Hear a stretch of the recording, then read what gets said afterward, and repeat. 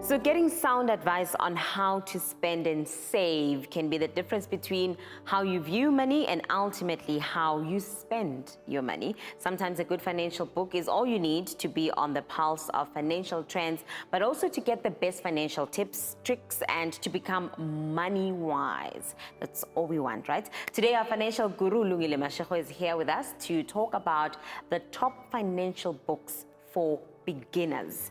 Lungi, welcome back once again. Thank you so much for making time. Thank you for having me, Nelly. So, sikhuluma ngencwadi today, right?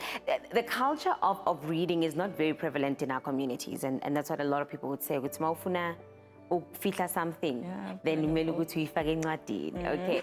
So, for people that do enjoy reading, what would you encourage them to get for some financial advice when it comes to just financial books? But even for people that don't really read, because it does say for beginners. For beginners, So what advice would you give? I think that what you said early on is that people don't like to read. In fact, a research report that I read recently said a lot of young people prefer not to read to get their financial information. They go onto TikTok. Imagine this, people are getting financial advice from TikTok. And not to say that it's a bad thing, but I think it just gives us an opportunity to see how young people are consuming information. But it's very important for young people to supplement that information with really solid advice, and that you can find in a book. But doesn't that also mean then, Lungi Wuti, it is time for us to adapt and move with the times and get all of this material like that you're talking about, Juguti, they need to supplement and get experts like yourself who go onto such platforms so that they give this information to young people, because it does look like they enjoy spending more time on the socials than they would between the pages of a book. Yeah, that becomes very important. I think you need to meet people where they are. And a lot of people are not into reading because it's time consuming. You have to sit down and read a book. That's why other methods like podcasts and videocasts are very important, because you can listen to it while you're driving to your destination, etc. And audiobooks as well. So let's not forget that you can get audiobooks of all the books that are available from a financial perspective. So in terms of the themes and topics then, what are some of the most crucial financial subjects that we should be looking out for?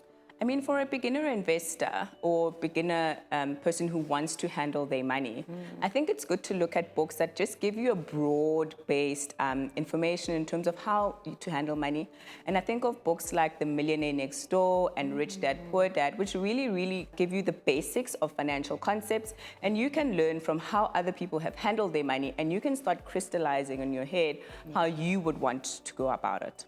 Okay, so let's speak then, Lungi, about the best financial books for beginners. Give us your top 5 picks. 5. Okay, cool. It's so hard to pick. Yes. There's so many.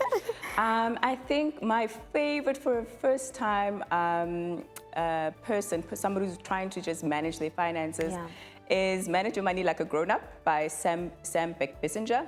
It is such an easy read. It is in South African terms, so there's rands, there's South African references, which makes it so much easier to understand, because a lot of the books that are available are really based on American terms, and it becomes a little bit more confusing for people to understand. So I love that book. It's so simple, it's quirky, it's funny. It's just, it doesn't feel like you're reading a book about money. Right. And it also gives you practical steps in terms of how to manage your money. That's great. Like a grown-up. That's great. And then I would say for the kiddos, there is a book, there's a Nala series of books, which is written by Gugu Sidaki.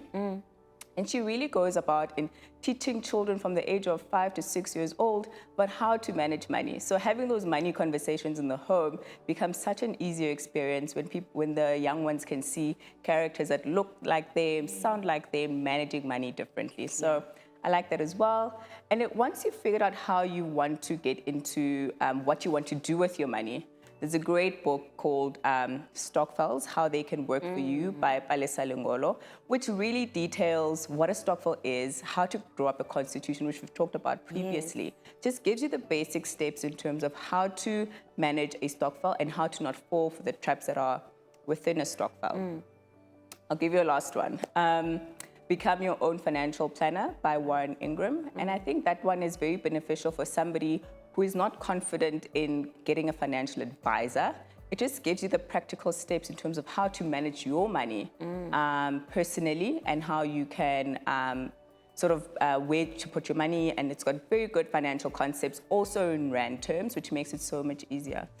I like the mix as well. Guti, there's also kiddies books that we can go and get, but that the books that you are also talking about give us a South African sense of how to do things. So those are really, really great picks. Thank you for that, Lungi. I mean, financial literacy seems to require time as well. And sometimes, even psychologically, you need to be ready, right? So how can a financial book help me become more financially savvy? Because sometimes izinto that have got to do with money are things that we really don't want to confront. We just want figgy payday, ngidile a payday, and then I don't want anything to do with it again until my next payday. I mean, you can read all the financial books that are out there, but if you don't have the discipline to actually act on what you are reading, it becomes a fruitless exercise.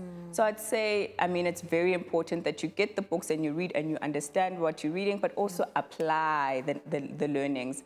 And sometimes it doesn't mean that you read a book once and you'll be able to apply all of the things. Just read it, let it marinate, and then apply some of the concepts. And once you feel like you've applied enough, go back and read it again. You'll see that because you've got more financial knowledge and understanding, you'll start picking up on additional notes from the book. And I think it's really all about discipline at the end of the day, applying what you're learning in those books. Right. And what makes, Lungi, just in closing, what makes a financial book a must read? What are those things that we look out for? I think for me, it's when it gives you the practical steps. So you read the book and then what the so what answer at the end. Like if you know what to do after you've picked up the book, then it becomes an easier process for you. So if you, I always read the back of the book and I always look at the reviews online to say, what are people saying about the books? What have they learned? And once I see that somebody has been able to apply the knowledge that they learned in the book, it becomes a no-brainer for me to get it as well. Lungi, thank you so much for your insights and for making time as usual. That was Lungile Mashego, our financial expert, who today was sharing her picks for the best financial books for beginners to help you get into the habit of reading, but also reading with a purpose and then putting what you're reading into action. We will put up this interview on our social media platforms so that you're able to hear those books once again and then probably be able to go out and get one or two or three or all of them for yourself as a beginner.